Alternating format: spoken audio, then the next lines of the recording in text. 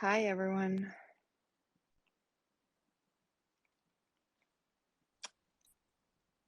Hello. Hi, Harm. Hey, Kevin. Hi, how are you? I'm good. How are you doing? Doing well. Trying to stay warm here in the cold part of France. Yeah, likewise. And hi, Jesse, and hi, Annika. Hello, hello.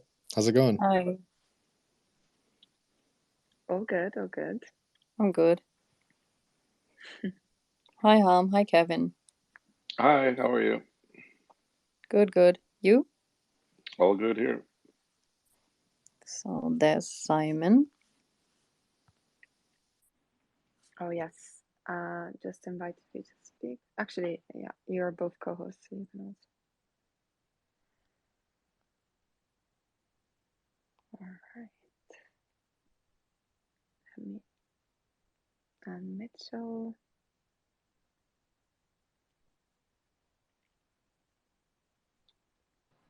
Hello.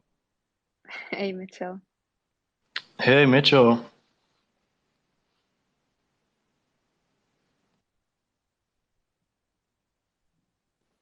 This is Hi, Mitchell. my first Twitter Spaces.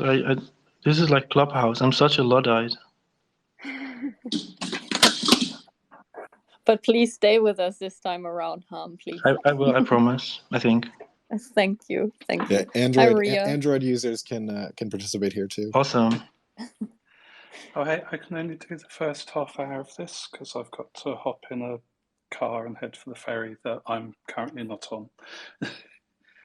Thank you so much. So we have 30 minutes with you. Okay, we hurry up. I apologize. No, we have to say thank you that you sort of like took another ferry and postponed your trips. Thank you so much. Who else is missing? Anna, Sarah is here. Yeah, I just added Sarah. Sarah F. Sarah, friend. Hi, Sarah. M should be joining too. Hi, Sarah. There's Sarah Mayohas, and now we have them all. Got our Sarahs. Gotta get them all. Last week we had two Sophias.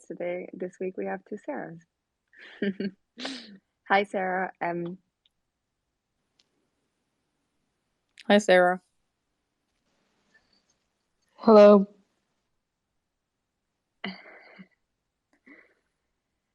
Okay. Then we're ready to go, right? Yes. Okay. So I start. Okay. So good evening. It's evening in Germany, at least. Thank you so much, everyone, for joining us. Yeah, we have a lot of firsts on stage here with us. I would say, in February 2015, Sarah Mehoyas released the first tokenization of art on the blockchain. I guess you're all familiar with Bitcoin, and that was 5 months before the launch of Ethereum. Kevin Abosch has tried to find an answer to the question together with Ai Weiwei. How and why do we value anything at all? Simon has curated, two of the most important exhibitions. The first one was Proof of Work in 2018. I guess some of you have seen it in Berlin. I was there. And the second one, Proof of Stake, was on view in Berlin, in Hamburg at Kunstverein. And Mitchell F. Chan asks his collectors to throw ETH into a river.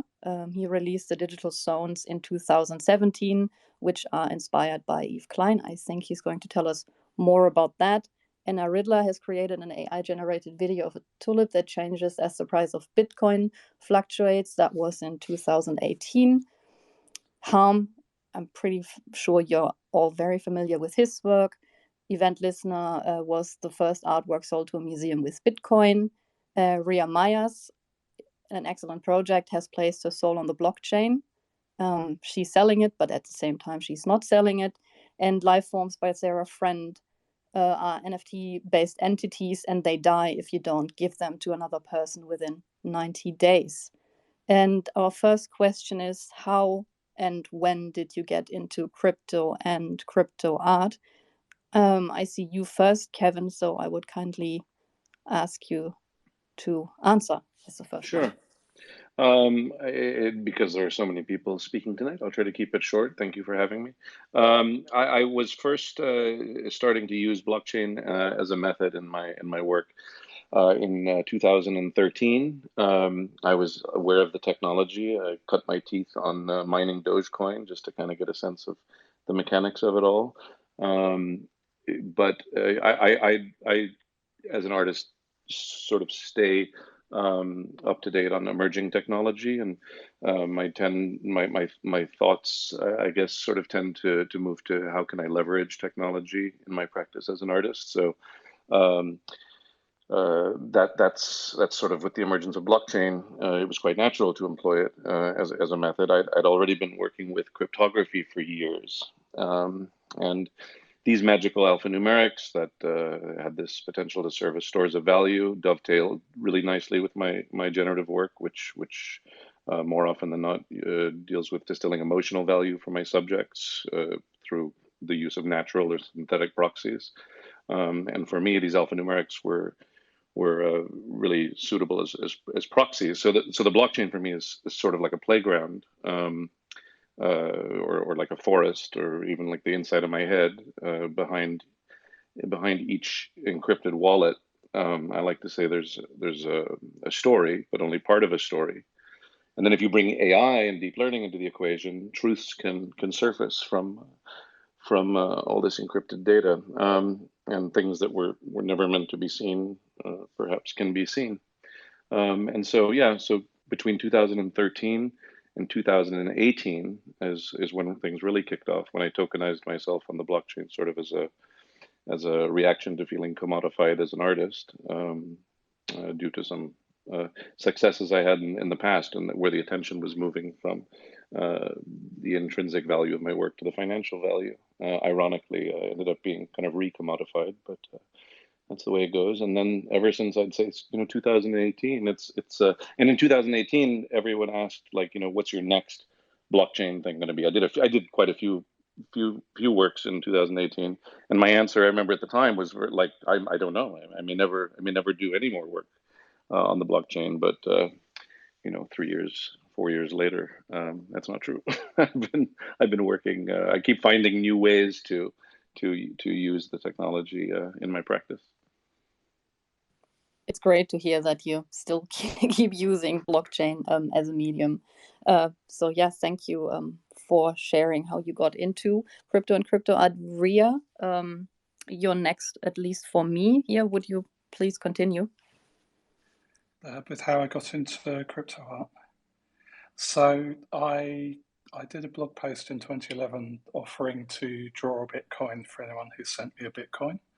And one person said, okay, how do we do this? And I panicked because I was worried that a Bitcoin wouldn't pay to mail the results anywhere in the world. So I kind of let that drop.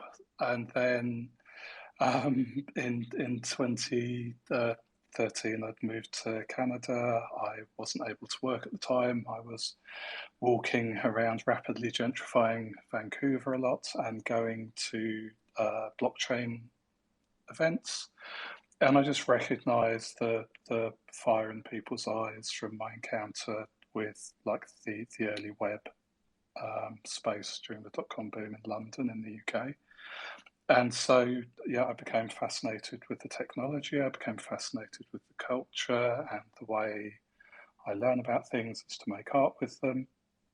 So, yeah, I produced some token works using Doge Party, which was a version of Counterparty, which is a token system that works on Bitcoin and I think predates Ethereum. And I made some like raw transactions, and then Ethereum came out, and I was just ready for it. I just, I worked through understanding the technology and the ideology and the aesthetics of crypto, and here was something that just made it a much more plastic medium to work in. So yeah, I did a series of blog posts saying, hey, maybe we can use this crypto stuff to structure relations and artworks in the art world in interesting new ways, and received almost deafening silence for several years afterwards, apart from a couple of people who contacted me and said, "Oh yeah, we've already done this," or "Oh yeah, that's really interesting, wow," and then nothing until the NFT boom. And I did other projects in the interim, but that was how I initially encountered the ideas. Sorry. Because, yes, thank you so much. Because we only have you for 20 more minutes with us, I would briefly like to speak with you about your project, My Soul, because you sort of are selling your soul on the blockchain, but at the same time you're not. Can you tell us a bit more about that, please? Yes. So I had 2 reference points for how blockchain art could succeed and how it would be recuperated by the mainstream. And these were net art of the 1990s, where people, where artists looked at the emerging World Wide Web and the internet and sort of played with it. That sort of denigrates what they did. They engaged with this in critical and ironic and aesthetic ways, and that obviously related to the technological content of the blockchain. And then 1960s conceptual art, which also used technology in some places, but was very much started as a resistance to the existing forms of art and the existing structure of the art world and how art was sold and distributed. With My Soul, there was a project by some Russian artists, some Russian expat artists in the 1980s called Komar and Melamid, who I like a lot of their work because it ironizes the idea of sort of public opinion or commonly held value.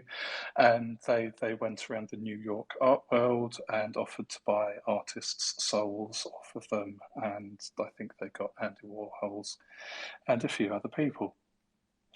I liked this because the idea of a soul is utterly, utterly, utterly opposed to the idea of mere financial value and commodification. So I kind of copied this and tokenized my soul on Doge Party. I split it up into 100 units so that the market can efficiently find the value of my soul. But then when my wife saw I was doing this, she objected that my soul belongs to her, which I feel is an entirely valid point. So unfortunately, we cannot do market discovery on the value of my soul. It's a shame because I can imagine DAOs for different major and new religions all putting offers in on people's souls, and this just sort of combines Pascal's wager with the efficient market hypothesis and brings about the singularity and heaven on earth at the same time. So, you know, just modest claims there. Thank you. That would be really interesting to explore, but I also understand your wife doesn't want you to sell your soul, so yes, yeah. totally relatable. She's quite adamant about this. Yeah. Okay, great. Just to sort of introduce an idea, I think with blockchain as a medium, for me, the question is, can you validate something on chain? Not so much can you store it on chain, because you can store anything on chain, but can you validate it on chain? And that's certainly not a bright line that I have observed, but I think it can be a useful framing for the idea of blockchain as a very pure medium, and then we can get away from that to a more practical medium where we mess that up a bit. I couldn't hear you. I hope it was just me. Sorry. So I heard her. Yeah? Okay, then it was just me. I'm very sorry. Harm, you're next. How do you use blockchain as a medium? Hi, good evening. Thank you for this invitation. I'm like so honored to be in this group of speakers. It's amazing. Yeah, my first encounter with blockchain was in 2015 when I became aware of the startup Ascribe, and they were storing provenance of digital artworks on the Bitcoin blockchain.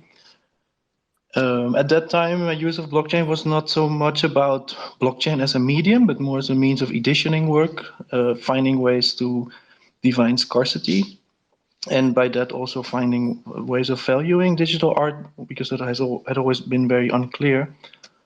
I think my first time when I tried to use blockchain it was in early 2018, deploying my first Ethereum smart contracts, which was hard, and it was a continuous struggle to see which part of the generative artwork could be stored on chain, and actually it's very little. The bandwidth you have on the blockchain is very low, so that also provokes new creativity for trying to fit what you want to do in such a way that it actually fits blockchain. And then last year, Mutant Garden Cedar was, I would say that was truly my first generative artwork that was fully blockchain based. But I say fully, but also a lot of it is off chain. And yeah, that's where we are now. Thank you. And the funny story is that you and Mitchell and we met in Prague at NF Castle, and had the chance to speak about your work, and we saw the beautiful book Mitchell made out of his blockchain project. Hi, Mitchell. How did you get into crypto and crypto art? Hi, I got into crypto art because as an artist, I'm always looking for new media to represent the world around me.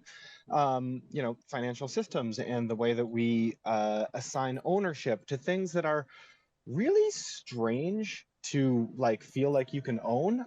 That was an interesting concept to me.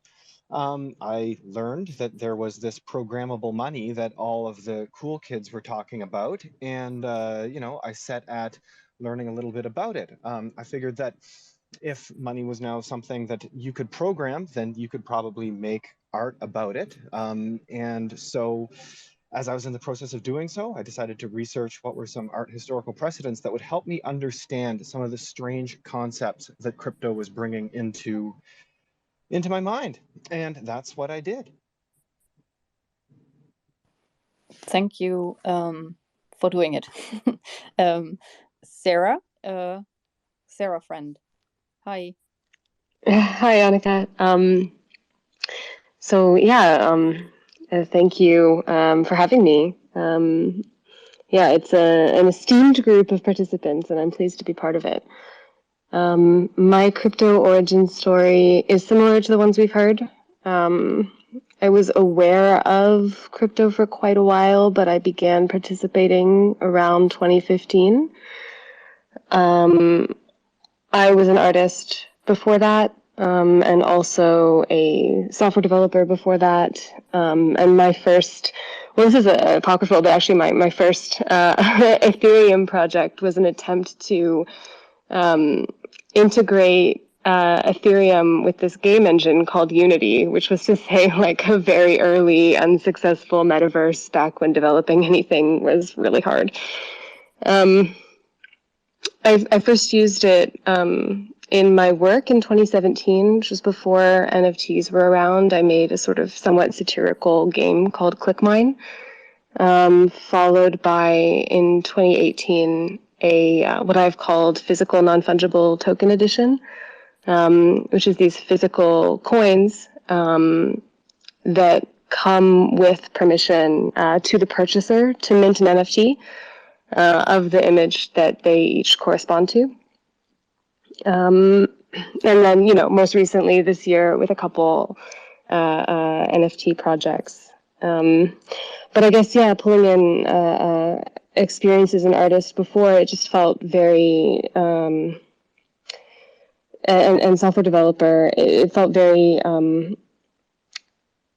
easy to start asking questions about what the technology really is, as well, sort of borrowing from a history of net art and that way of critically thinking about what technology affords and pulling it into blockchain work. Thank you. And one of your most recent projects, Lifeform, was also part of Proof of Stake, the exhibition Simon Danny curated for Hamburger Kunstverein. But first we have Anna. Hello and good evening. How did you get into crypto and crypto art? Hi, and just to echo what everyone's saying, it's such an amazing group of people, and thank you so much for inviting me to speak. Again, I think similar to what we've had before, like I was aware of it for quite some time, but I probably started working with it a bit later than most people. I kind of came to it working with it as a kind of concept first, when I was researching and making work around tulips and kind of speculation, hype, and value. And from that kind of initial kind of like working with this, kind of thinking about it and using it as a way of kind of controlling tulips and controlling generative works, I then started kind of making more kind of like what I consider to be kind of more using it more as a medium rather than just as a concept. I'm building my own DApp in, I think, 2019, to kind of really kind of understand how things work and understand and untangle kind of like the back end kind of thing for myself, because I think, again, kind of echoing what other people have said, the more that you understand about things, the more you can then bring that out conceptually in the work. And I think I'm very interested in kind of like, as Harm was saying, originally around kind of editioning and value and making things that kind of disappeared or appeared kind of according to kind of like various different configurations. And I'm now increasingly interested in time and timekeeping and how that can kind of be incorporated in projects that I'm working on with kind of blockchain and blockchain technologies. Thank you, Anna. Simon, you're both an artist and a curator. How did you get into crypto? I guess I remember it's quite a funny story because you weren't really interested in the beginning. Who said that? Thanks At for least you inviting didn't me. buy crypto early. That's the funny story, I guess. Yeah, that's not that funny. No. But thanks for inviting me as well. It's lots of great people I love speaking with here in this forum. So that's awesome. I'm an artist who's been making work about like narratives that technologists talk about, like stories that technologists tell for a long time. And I've mostly made like installations and sculpture for many years. And I became aware of Bitcoin also around 2011 when my friends started buying drugs with it. And then but I wasn't that interested in it at that point for some reason. And then I got really interested when I heard about Ethereum in 2015. And I started making installations that were kind of addressing, some of the stories that were being told about crypto. First biggish one in the Berlin Biennale of 2016 with Dis Magazine, Dis Collective curating it. But then I got very interested in what other artists were doing with the medium, doing with the material as the medium. And then I guess this is when I started to think about curating Proof of Work, this show that I did at the Schinkel Pavilion in Berlin in 2018, which a lot of these artists here actually were in. Harm, Ria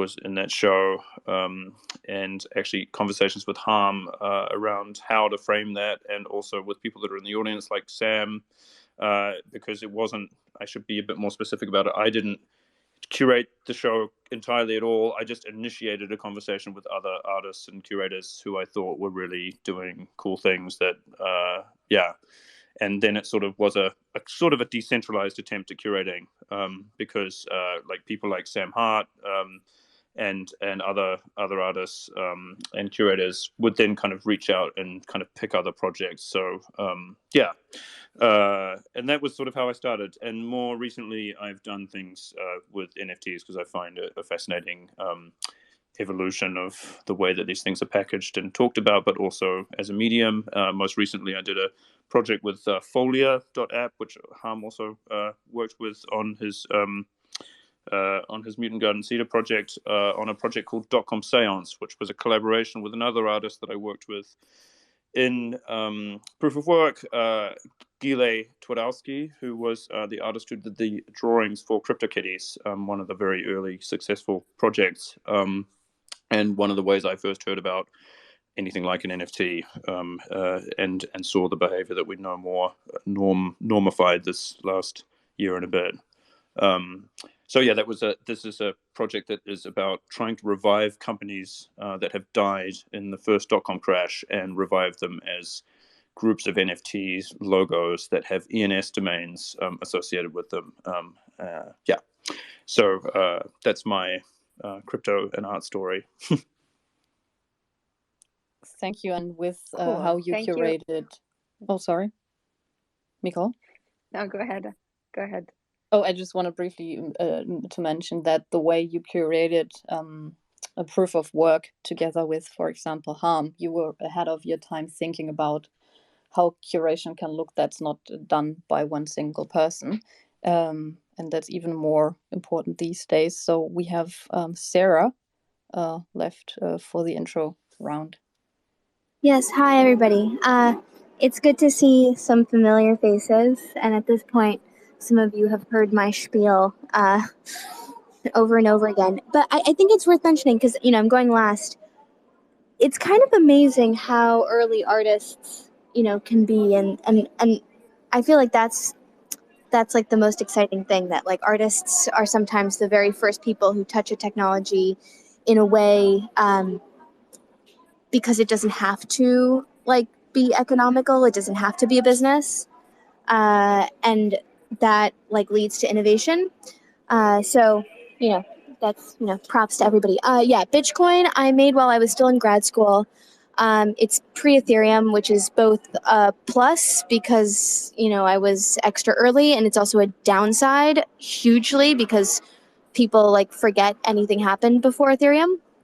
It was a fork of Bitcoin, and I backed it at a fixed rate by my photography. And this was meant to be a satirical piece. It was meant to take trends I was seeing, which was, the growth of social media and the financialization of art generally, and the power of decentralization, and take it to kind of its logical extreme to then reflect it back at us, right? Just as like a conceptual performance art operation. The fact that then reality started to mimic it is just like the nature of trends accelerating. And yeah, so Bitcoin, I then, to bring it onto ETH, did this giant performance piece where I had 16 men photograph 100,000 rose petals in the former Bell Labs to generate an AI of rose petals, and these pressed petals that they chose as most beautiful are the proof of work that back Bitcoin. I then did some other crypto projects, such as the non-existent token, which is also kind of a satire, right? It's an auction. It's a smart contract that's an auction that goes on forever, and everybody makes money except for the greatest fool, who is holding the top bubble, and everybody else gets a receipt of their participation, which looks like a Ponzi scheme, and it's like the most honest Ponzi scheme, and then it yet also looks like very, very similar to how the current marketplaces and the royalty structure function to enable speculation. Separately from that, I'm like an investor in the space, and right now, in terms of art on the blockchain, actually what I'm trying to work on is, and this is like very early days, so I don't even know if I should be saying it on a Twitter Spaces, but I wrote a screenplay to make a feature film, like a normal movie, and I'm like very much thinking about how to either like have participants be like be engaged in the movie financially, right? Like an executive producer, but perhaps like try to be a little bit more innovative than that, and getting into the kind of nitty gritty of how film financing normally works, and trying to kind of engage an audience in a way that's not just like shilling them some NFTs that don't actually like lead to anything other than consumption. So yeah, that's kind of it.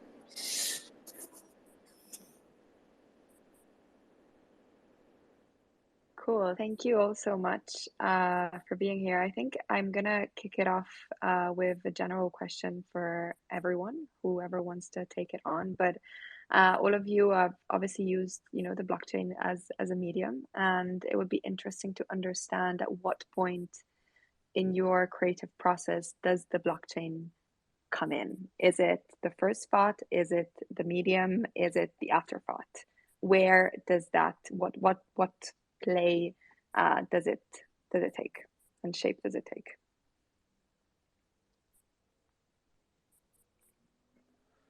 I'm happy to jump in. For me, it's about the the kind of both the marketplace aspect of it and the kind of, because if you think, it's so different, right? I kind of come from the traditional art world. And in the traditional art world, the way the marketplace functions is like it's, behind closed doors, right? As much as possible. And when you sell something, it's about making sure it doesn't sell again for as long as possible, right? To the point that now galleries have you sign contracts, right? That you can't resell a piece. And so if you're an artist who's like thinking about the world in a very holistic way, in which obviously capitalism is a part of it and obviously how things trade is a part of it, like you can't really engage in, engaging with the market as an idea, as a concept. Like it's hard to do that in a traditional setting. And so here, so blockchain kind of allows you to engage with that. And I think a lot of the other artists here would say the same thing. And two, it's like the how public it is also, part of the work.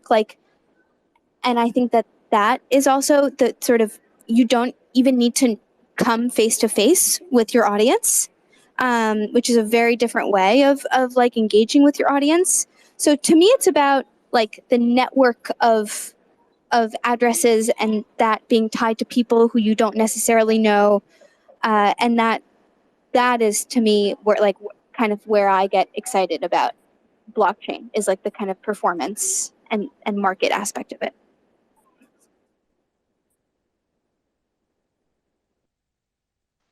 Yeah, I'll follow that.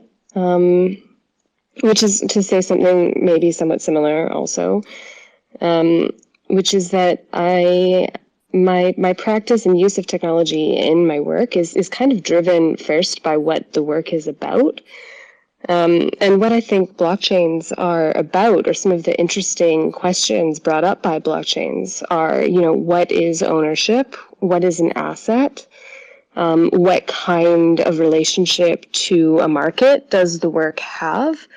And if the work is about any of those questions, it seems natural to me to use a blockchain to make it. But I don't only approach technology in this way. When it comes to blockchain, I also do this with technology in general. So for example, I use blockchains to make work about blockchains, but I also make work about Instagram and put it on Instagram, for example. So I would say it's there's a feedback loop between the idea and the use of technology, but it's mostly driven by the idea first.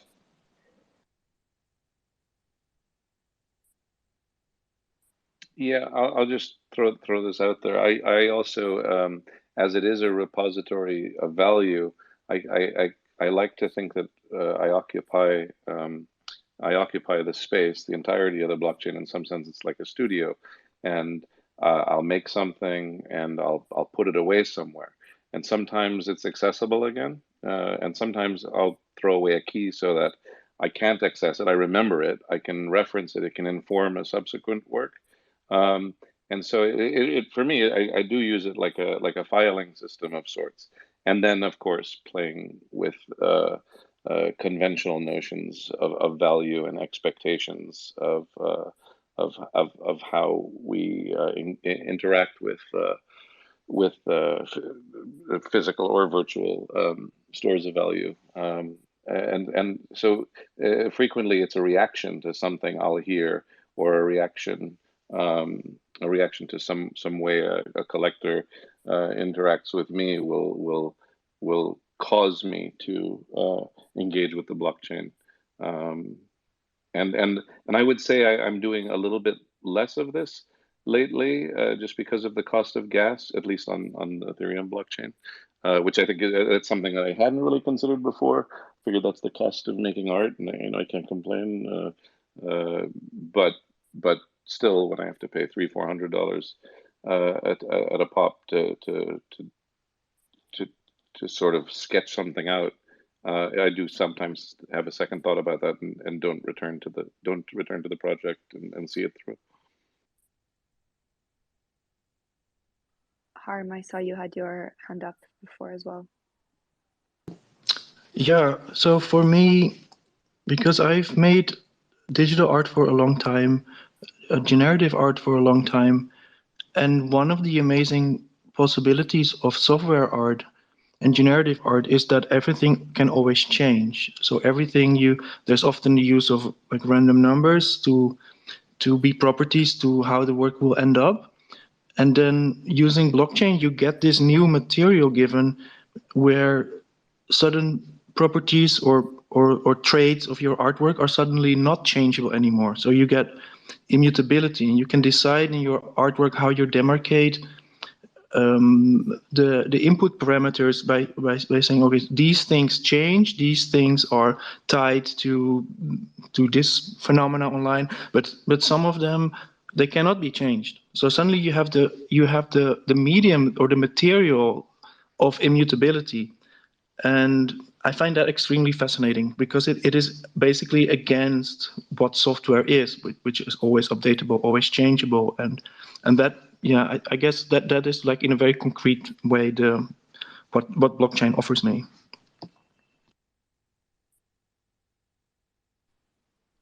Thank you, Mitchell.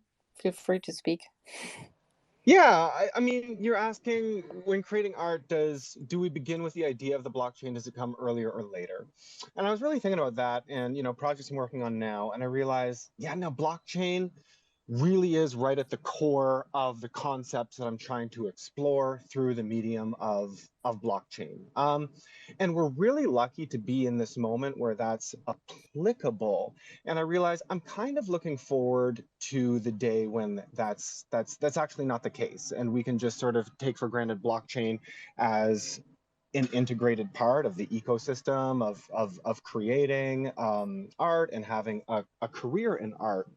We're really lucky with blockchain, all the artists up on stage here, because there's this really sweet spot. We know this, like, as artists who work with art and technology. There's a really sweet spot where making work in in a medium that also has that medium as its subject is like a really important thing to do. And that moment only lasts for a little while, right? You realize a lot of the mistakes that you see in art and technology, someone finds this really niche technology and it'll be like, yeah, robots, check it out. I made this artwork with robots. Look at my art. Robots, eh? And it's like, well, nobody really cares all that much, right? And then, the technology will advance to a certain point where it's like, hey, I made this project about how Facebook's pretty fucked up, eh? And people are like, yeah, we know, we're all here. And blockchain is this emerging technology that I think we all agree is a force in the world. It's definitely a thing, and it's a thing that is still, we really don't understand, what the societal impacts of this are going to be. We don't really understand how it is going to reshape the world. And like, this is the time where it's great to be a blockchain artist who is using the medium to think critically about the technology. It's also interesting that you, I think, said you didn't release any project last years because you didn't trust your own ideas, if they were influenced by a hype or if it was really a genuine good idea. Is that still your plan for 2022? Probably not. Yeah, it's really tough. I mean, this whole space, look, I'm not a person who's going to complain about this sort of, like, it would be extremely disingenuous for me to come and complain about, the market dynamics that obviously have been extremely beneficial to a lot of the people here on stage, and afforded the type of like recognition that most artists can only dream of. I'm extremely lucky. However, it is like we realize like market dynamics are not neutral, and what Annika is referring to is, in another interview I was saying I'm not sure that I can release art into this market anytime soon, because I I don't trust myself in dealing with um, the amount of incentives that are out there for putting out something that would be pretty low effort, to be honest. I'd love to kind of carry this conversation into a broader kind of look at the kind of ethical register, because we've had a lot of you have sort of brought up, the different aspects that are either unsavory, outright terrifying, etc. Simon talking about these tech narratives, Anna talking about this time stamping component, and this sort of permanence to it, and Sarah talking about speculation and extraction. There's all these complex aspects that working with blockchain as a medium invokes, that even though they do exist for paint on canvas, they're somewhat different. So I wanted to kind of maybe use this as a moment to throw this question to the room: is what are the ways that you're approaching these ethical, existential considerations in your work?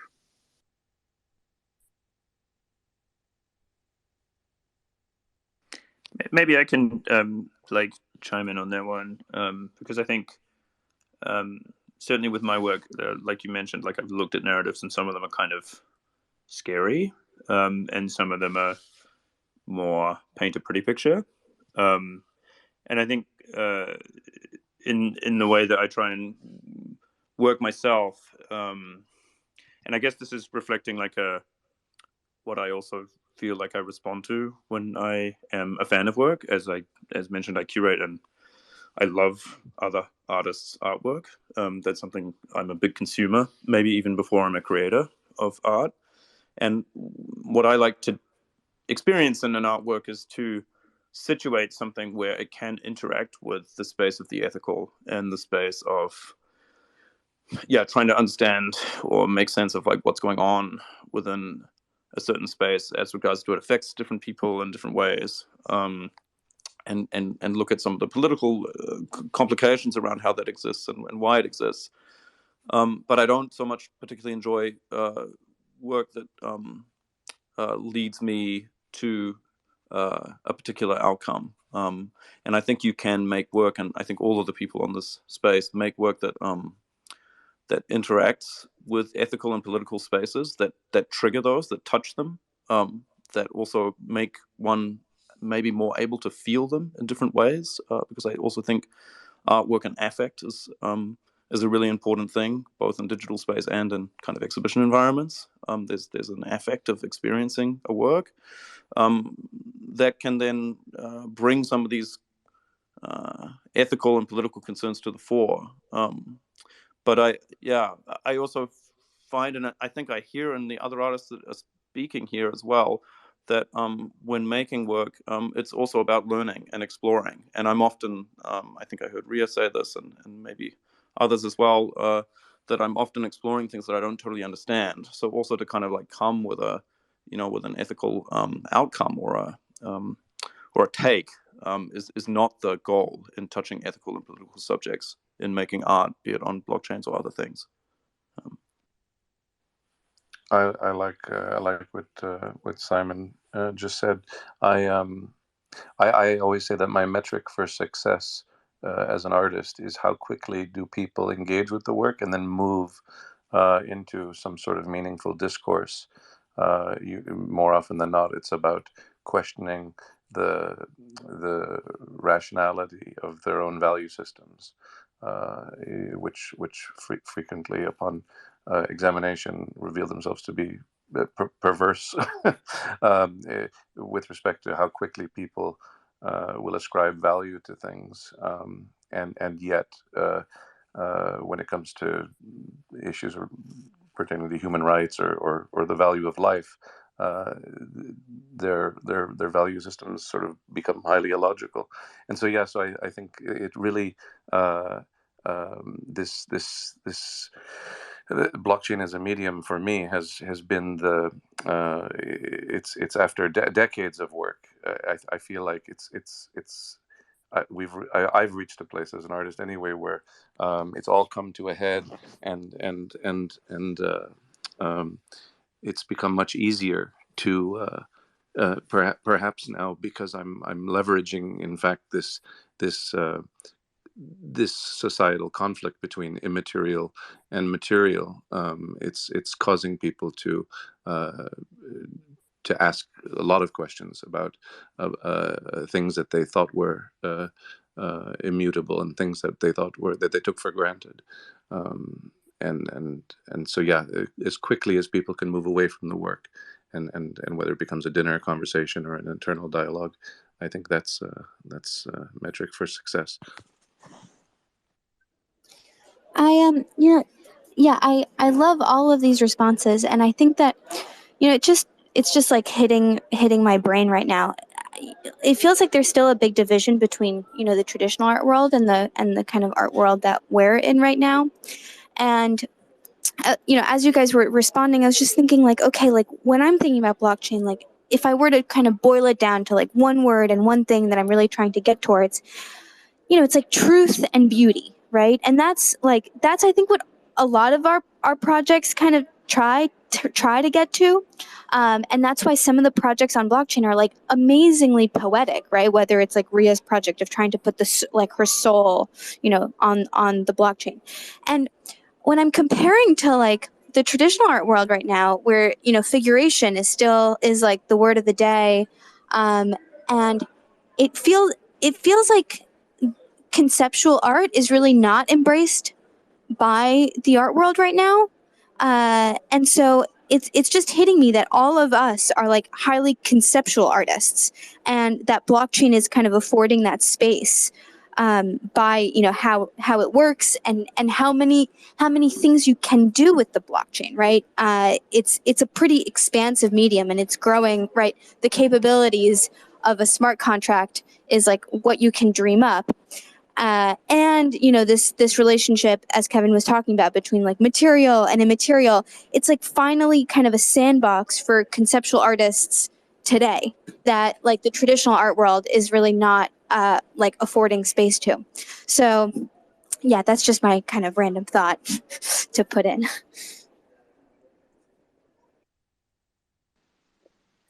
Anna, I saw you had your hand up before. I don't know if you wanted to add something to this. Yeah, I just wanted to kind of like basically echo what Sarah was going to say, but also one of the things that I am very interested in as an artist is process. And I think kind of like I was going to follow on what Kevin was saying about how many of us are just experimenting and learning and kind of doing all of this work and trying to understand and unpick and untangle what is kind of something that is new and exciting and not that well kind of like articulated or understood by so many different people. And I think for me, and it also kind of links back to the previous question, what I find exciting is when kind of like the idea of a piece and the medium of the piece come together. And so much of my work is actually very, very slow. So I don't tend to make that many pieces a year. But each time I do it, I try to do everything myself and really try to understand what I'm working with to the best of my ability and make it all and kind of come and see how all of these different pieces can kind of interlock and come together so that it all kind of combines into this idea, so that it's like it's not just an artifact that kind of like you can like look at or kind of purchase, but it's the process of making it, what is sold, what is bought, and then kind of like the conversations that are engendered afterwards all become part of the piece, part of the process, part of it. So it's not just kind of like a JPEG, but it's this much longer and much more kind of like intricate way of working, which I find that necessarily kind of like the working on blockchain with blockchain kind of like makes happen. I'll speak, though I feel hesitant because Harm, I thought I saw your hand flash up. So please reflash it if you would like to interrupt me. But I just wanted to, speaking to the nexus of complicated political questions around blockchain. The way that I've sort of taken with it in both off and life forms is, or the way that I think about them in adjacency to that is that they're both sort of systems that actually don't really give any answers or conclusions, and instead provide the participant or collector with a series of choices. So the owner of an NFT is the one who is answering questions about what they think is an ethical way to behave with the system. And there's almost no wrong answer that could come out of that behavior, at least in its context as an artwork, which I guess I won't get into too much, but also the ways that people have answered it and the types of interactions I've had with people have been surprising and things that I could never have predicted from the outset when building those systems.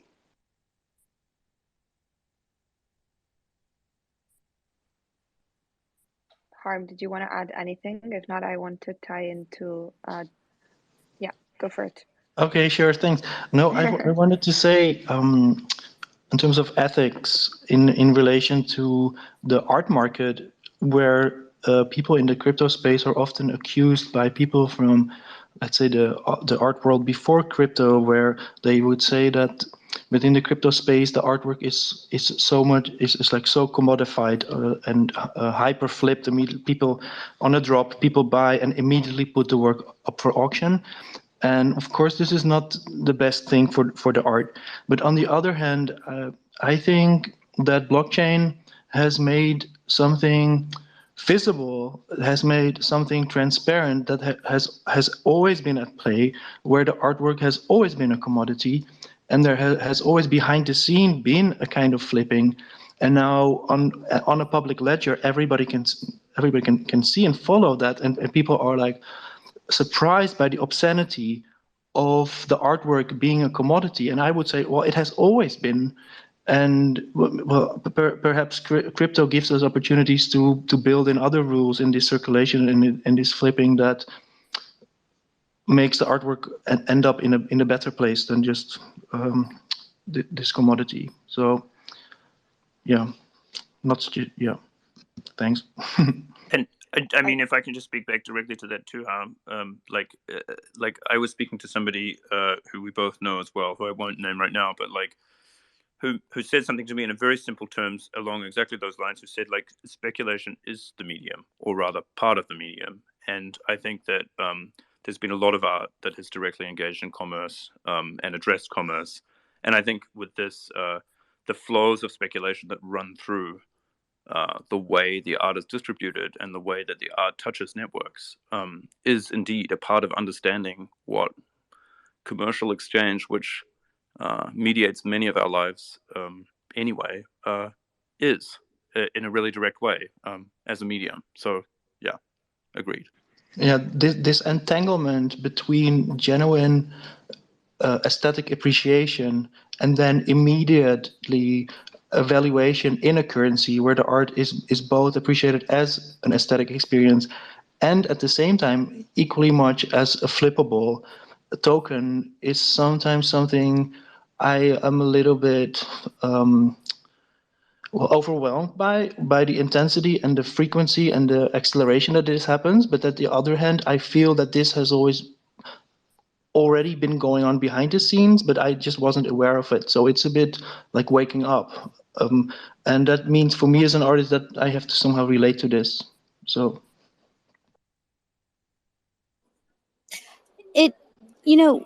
Before 1980, no painting had sold for over $1 million. And one of the reasons that the art market accelerated from then on is because like the institutionalization of like literally storage of art made it possible to kind of abstract away like the finicky nature of, paintings and sculptures being, individual objects.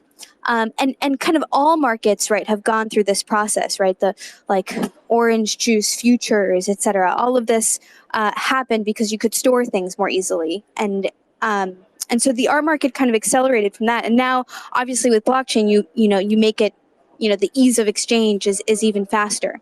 But it's just like the nature, that on the one hand, that's kind of why I called my photograph speculations, and was called my work, Bitcoin, which is obviously like linked to a currency. It's part of the nature of things, and so it affects. What I'm not sure about, right, is how it'll affect like the mediums that really take off. Like right now, we're sort of at the beginning of NFTs, where it's just JPEGs and videos. But I think we will go on from there to more expansive works, and I'm not sure what they will really look like. But I am firm in saying that the way a market functions affects what gets valued, and it's not a coincidence that paintings sell for more than anything else in the traditional art world, because they're archival, they can be stored, they're like trading cards in their own way, they are unique in their own way, as well. So, I think we're still at the beginning, and so I'm quite curious about how mediums on the blockchain evolve.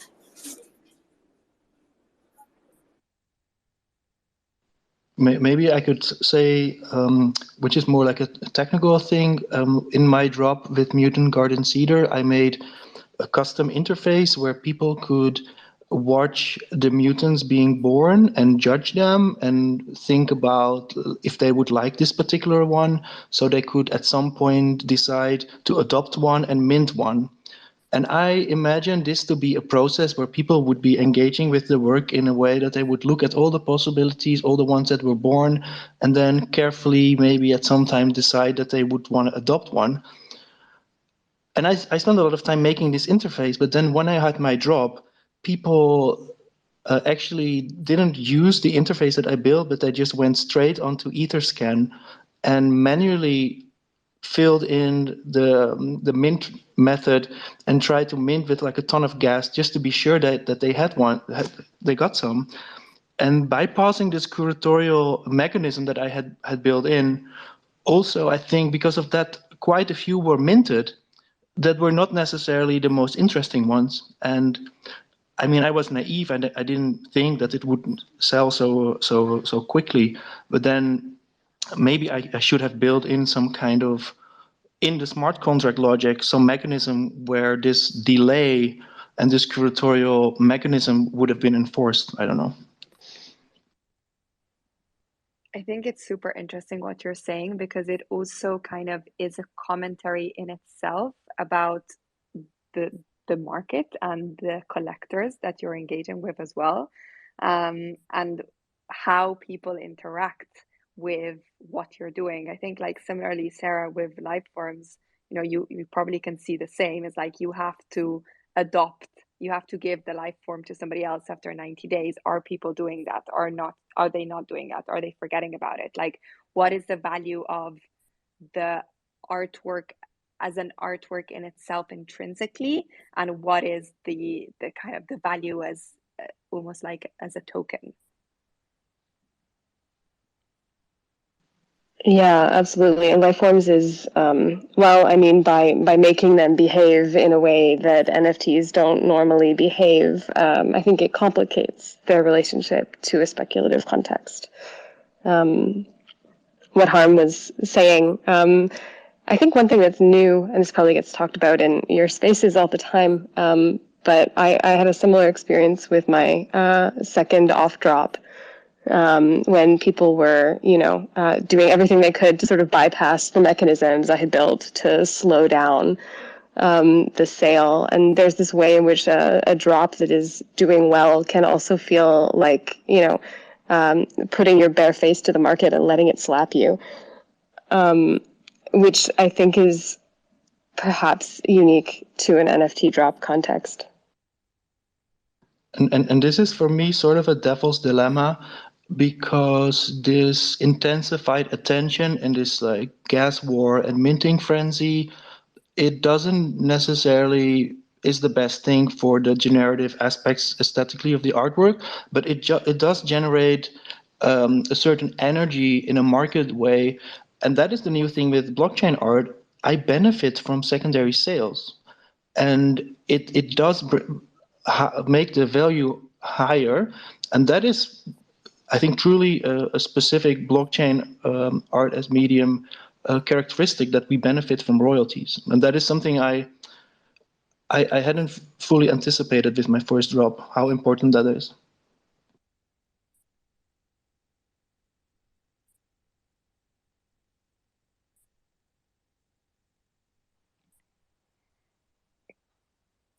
Kevin, I don't know if you want to like add something on there, but I know that a lot of like your work is also a commentary on, you know, what your collectors are also doing with it, and how they react to your work and what you give them as well back.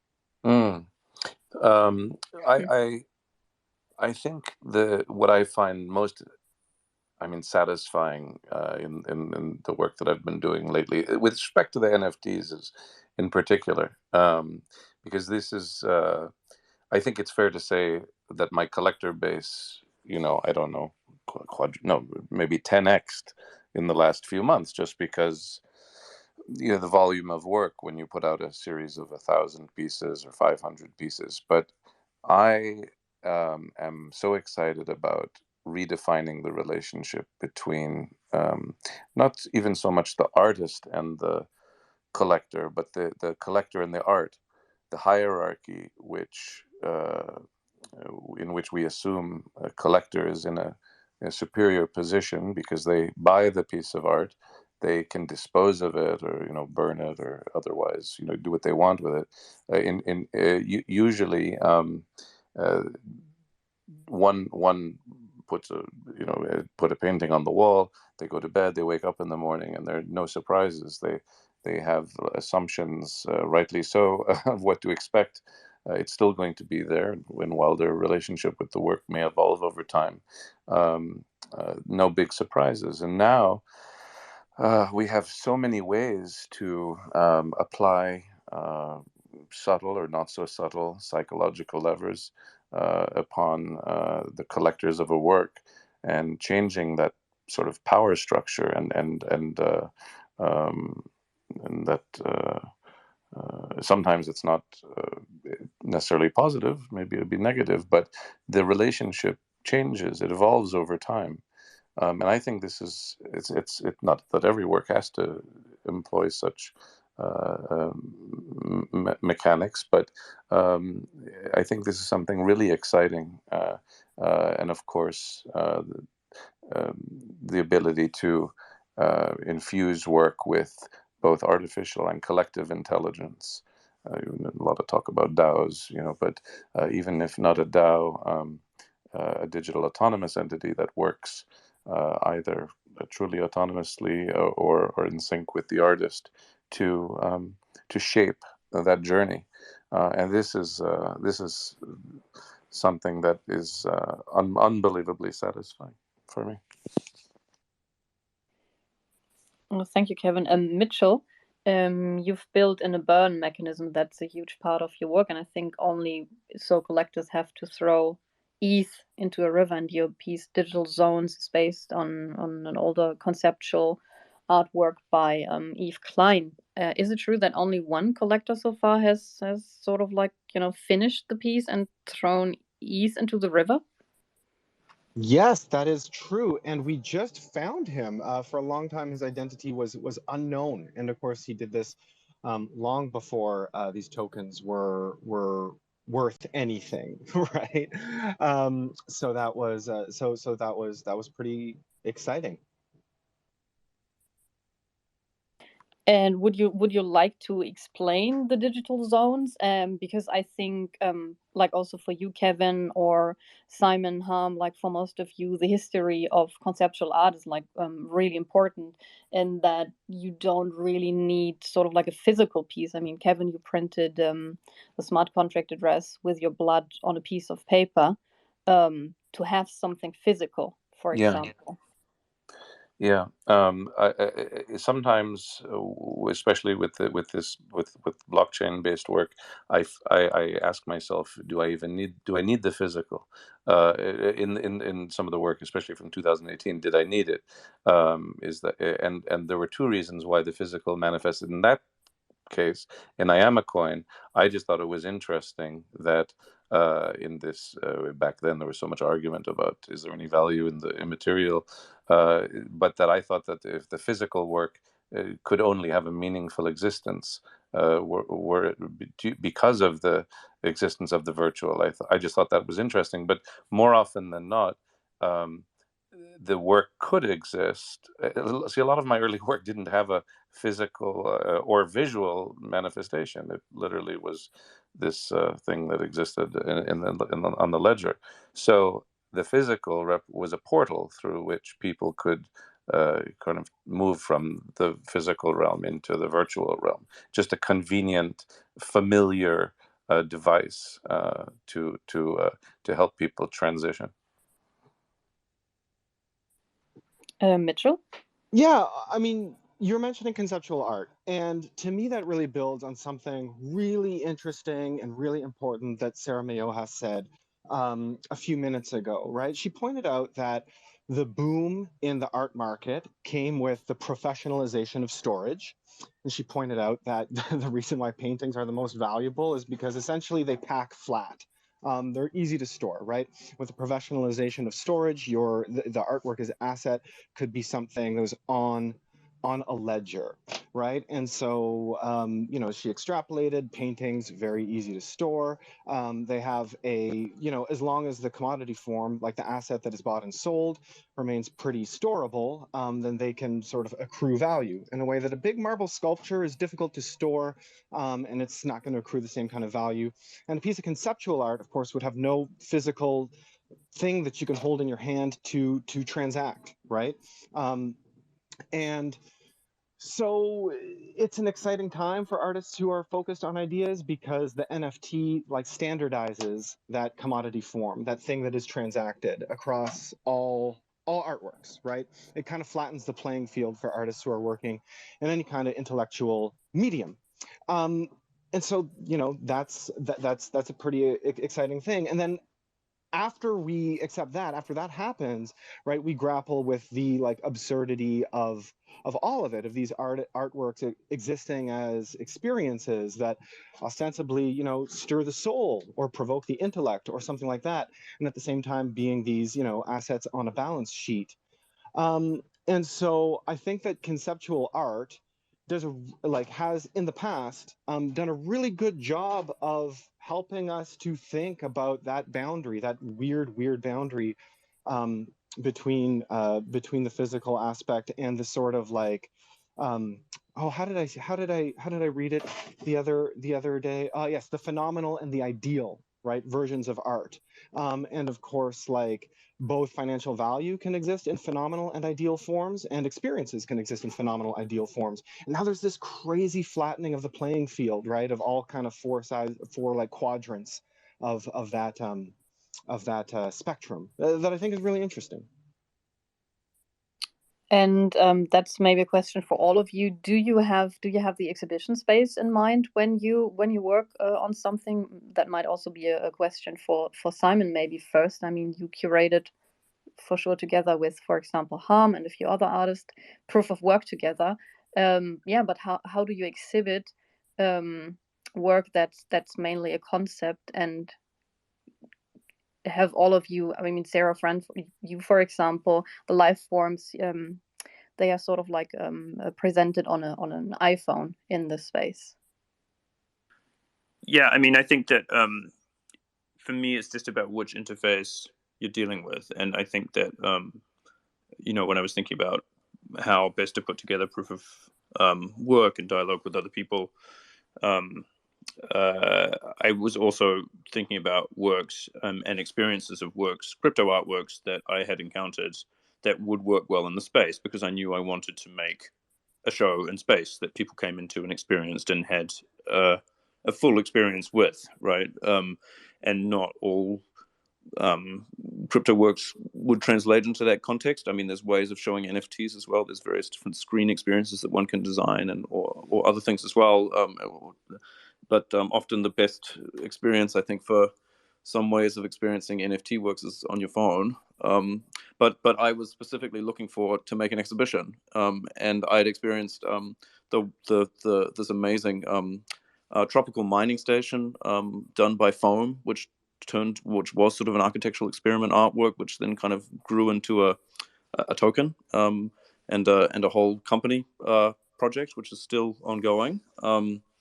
And then I'd experienced that when I went to a consensus thing that Sam was curating, and I thought, wow, what an exciting experience to be inside a giant bubble, which is also inflated with the exhaust from an Ethereum miner. What a great way to think about what is going on with something that's happening right now in crypto, and also how great does other art look inside it.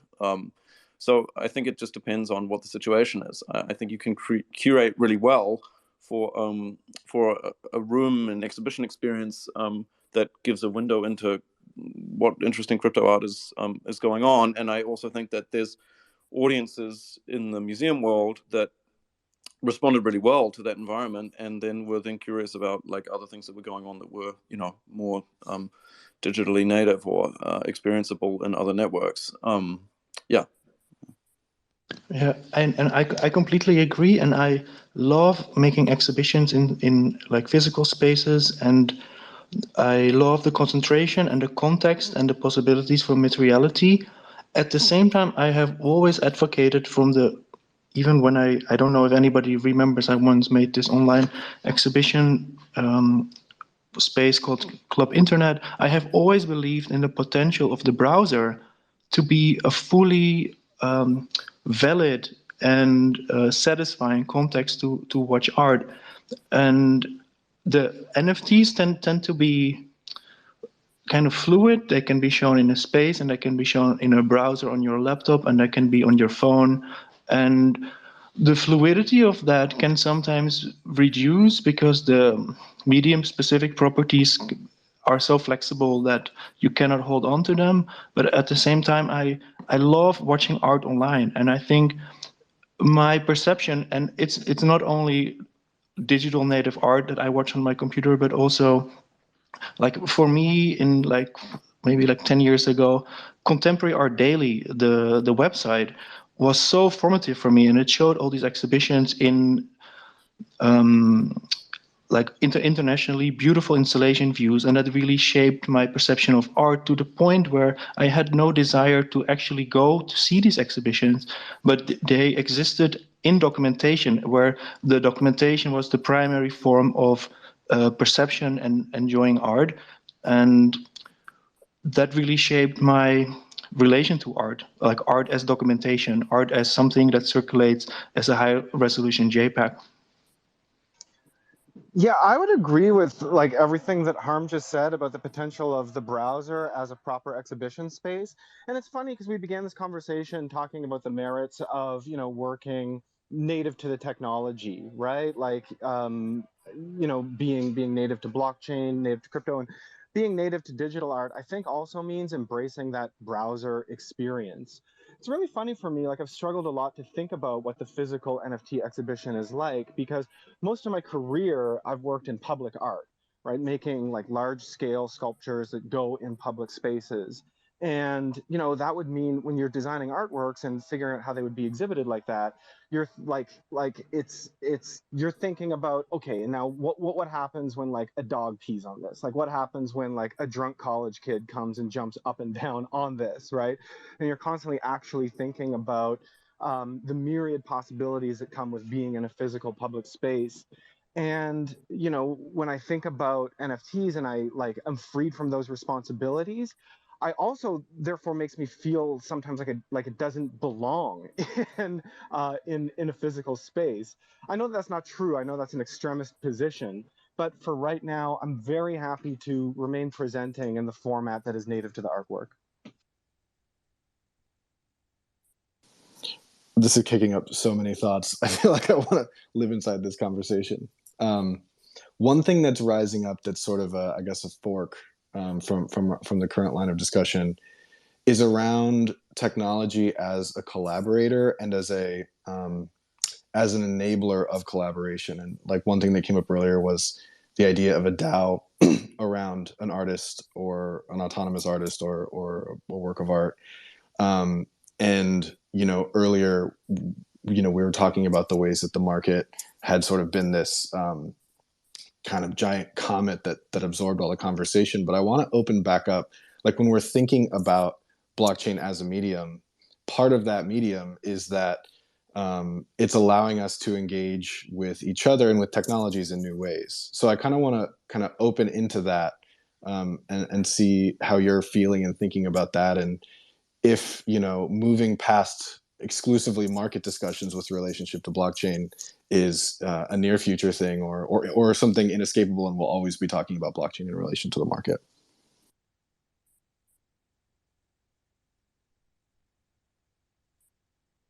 I mean, just some thoughts, just some. Oh, sorry, Harm. I feel like I'm stepping all over you. But just quickly, it's very charged when you talk about technology as a collaborator, especially when people who employ AI. When it comes to AI, I in myself, I tend to think, well, in general, I think we have this tendency to anthropomorphize technology. For whatever reason, I go out of my way not to. With AI, that's common enough. I like to put myself sort of under the influence of technology, so perhaps that line blurs. And yeah, with blockchain, like you said, Jesse, you have this added potential for scaling up the interaction, whether it's with one collector or an entire community, and much of that is potentially out of your control. So in that sense, I'm not sure if collaboration is the right word, but certainly a participant in this shared experience, which is for me the greatest of the reasons to collect art in the first place, is to share in the experience. Yeah, I spoke earlier about the participant involvement in the work and their choices, at least with my projects, often life forms as being core components to the artwork itself. I sometimes think about the relationship as collaborative between me and the participants. So not so much that I am a collaborator with technology, but technology is a vehicle by which collectors collaborate with one another.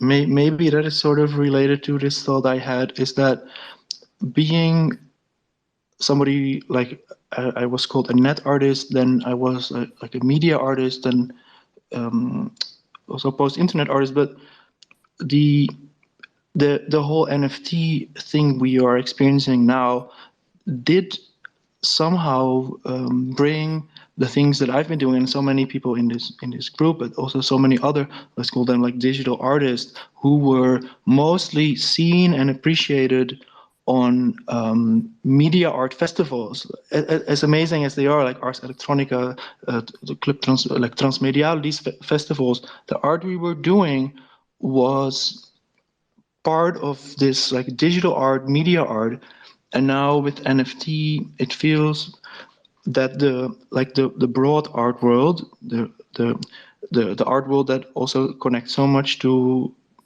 well, the art market, but also art history, has finally made that connection and allowed it to enter and make that distinction go away to some extent. I'm not. The words are not completely right what I want to say, but yeah, I think it's clear what I want to say. Mitchell? Oh, sorry. I was just, I was so happy that Sarah Friend spoke up, because for me, when I think about collaboration and interaction on social layers, right, that's achieved through NFTs, I think about her work, right? Like, Off Supply had this sort of collaborative game that collectors had to play in order to unearth the true artwork. And of course, like these life forms require you, one of the requirements for like life forms is you have to have a friend that you can share it with. And I think that that's really cool. And whenever we talk about NFTs and opening up possibilities of interaction, opening up possibilities of collaboration, we are starting to examine the ways that, blockchain gives us a tool to look at the ways that all of our interactions are increasingly like happening through a commodified or financialized medium. We're all pretty sure that blockchain and DAOs in particular are going to change the way that organizations are structured, even change the way that our relations with each other are structured. But it's not like a neutral playing field where this is happening. Like, we're restructuring our relations to each other over top of a financial technology that is designed for the buying and trading of assets, right? And so it's very interesting when I see these art projects that create social networks through ownership or trading of NFTs, because it suggests, and obviously this is like a we didn't start the fire type situation here, but more and more our interpersonal relations are expressed through our property relations, whether you're buying someone a present for their birthday, right? Or sending, them your life form. And I love life forms because it suggests that there's other degrees of agency that happen in there with the sort of NFT itself, the sender, the recipient. And so this is how collaboration is going to change is an open question, but I'm really excited by the artworks that are exploring it. Can I jump in quickly again? Just because in reaction to someone on Twitter writing to me saying, I hope you guys get to talk about censorship and how blockchain tackles that issue. And I wasn't going to bring it up, but it actually does dovetail in with this collaboration thing. A work I did called Persistence, which was essentially a USB drive that when you plugged it in your computer, it spun up a coin node which on Arweave. It held all the data that was spirited away when they shut down Apple Daily newspaper in Hong Kong, and so it's about matters of censorship and the persistence of data, and obviously the blockchain facilitates that. And so this is a space I like to dwell in too. It's right on the practical application of political activism and its artistic intervention. And as you know, a blockchain is only as powerful as the number of nodes, servers that help distribute the data. So in that sense, that's a beautiful collaboration. I think I never really thought of it as a collaboration, but it is. It's a collaboration of activists who are taking a proactive approach to battling censorship. Thank you for bringing that topic of censorship up. Would anyone like to add something on that question of censorship and how the blockchain tackles the issue? And I have not encountered personally artworks of mine being censored in the blockchain space, but as we use like big public platforms like OpenSea or other marketplaces, there are still forces of censorship which are sometimes good if they censor, let's say, bigotry or like homophobia. On the other hand, imposing, like we know the rules that like Instagram has over, for example, showing nipples, which are very hypocrite, and I don't really see a direct solution that the platforms that we have now in terms of like NFT platforms, because there is censorship, but still the way censorship is dealt with feels to me very Web 2.0 and not developed to relate to the new possibilities.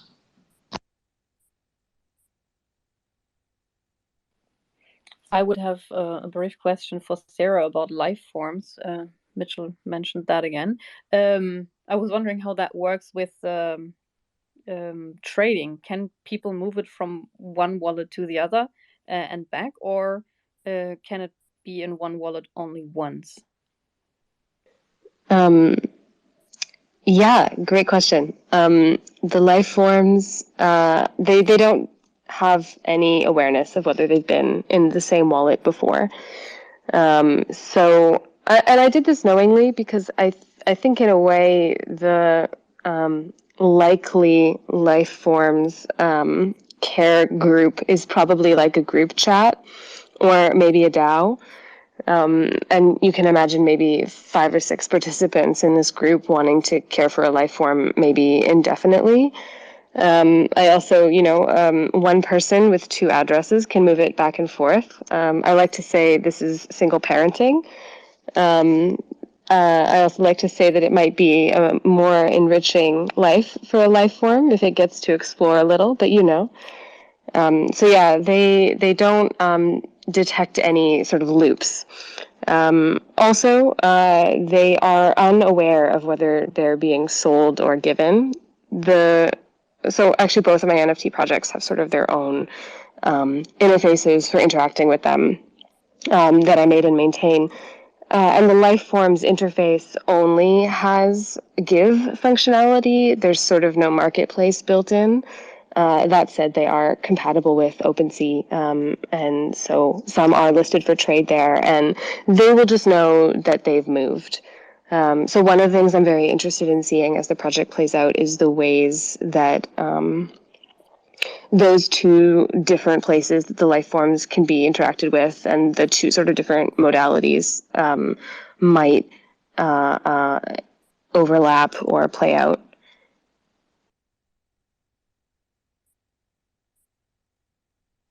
This reminds me, by the way, Sarah, that I need to give my life form away. Yeah. Somebody.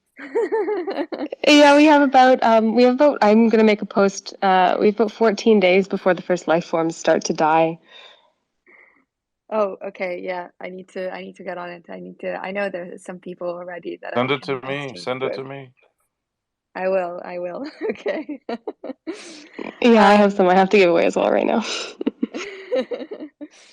Okay, so on this note, we are 90 minutes in, so I want to be respectful of everyone's time, but this was such a great conversation. I mean, I could personally talk about this topic for hours and hours. So thank you all so much for being here, for the speakers, the listeners, and obviously to Jesse and Annika.